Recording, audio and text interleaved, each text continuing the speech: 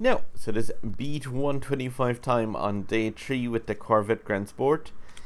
Let's see if we can do that with touch drive. And I've already had one attempt at this where I came pretty close, but I made one little mistake.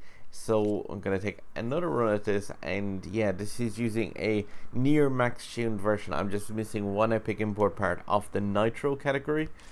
But still, this car is available in game at the car hunt, which has about 4 or 5 more days of it as of the time of this video going up. You definitely want to be farming that as fast as possible, because it needs to be run 200 times if you want to farm every single pack from it. And I can recommend the Grand Sport enough for touch drive or manual drive. It is just an amazing car.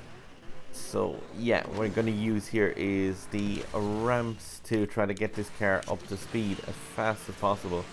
And unfortunately, touch drive misses the opportunity to use one of the ramps in the starting area of the city.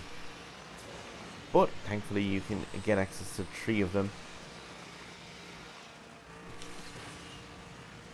Now, you might notice that there's times where I avoid like nipping out to the side there for some of those nitro containers, and the simple reason for that is just the fact that whilst you will get the nitro containers if you go out for some of them on a straight like that, it is possible sometimes that going for those actually costs you speed just overall, because of the fact that yeah, the car is like does a kind of a lurch motion when it's aiming down for the actual nitro container, and yeah, it's really not worth it overall then to go and pick that up if you're just gonna lose speed from it.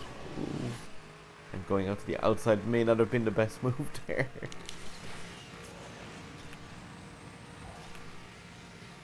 And yeah, see here, the last time I was after making the mistake of giving the command to the car really slowly to actually head on towards this final area, and it just lurched horrifically badly and it didn't make the corner.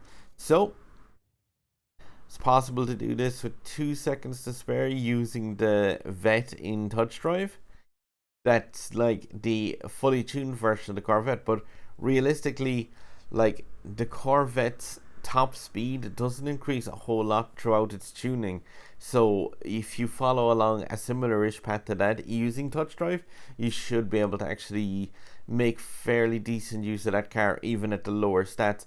Like, can I say it, but like the acceleration and handling stats of cars don't really come into play too much when it comes to touch drive, just because of the fact that like touch drive tends to not use acceleration as it should at all times, and the same with nitro. I don't know if you ever noticed this, but if you put a car into a blue nitro in touch drive, there are times if it goes into a corner where a car will brake using blue nitro. That's not possible using manual controls. It is never possible to brake and use nitro at the same time. So that's a touch drive specific skill which just does not exist in the for the manual players, and it's a real shame because like it just burns nitro and it decelerates the car. Like if you notice, like if you put a car in a corner in a blue nitro, if you're using touch drive, the car will brake, but it will still be in that blue nitro state, which is a real shame because, like I said, it just burns the nitro gauge out. Okay, guys, I'm going to be trying, like I said, to follow along these days in touch drive and manual control at least. So, yeah, if you hit the sub button over my head, you can follow along on all the days, like I said, and I'll let you know at which point it becomes very difficult to impossible to touch drive it, and where you might need to start manually breeding or manually controlling the cars.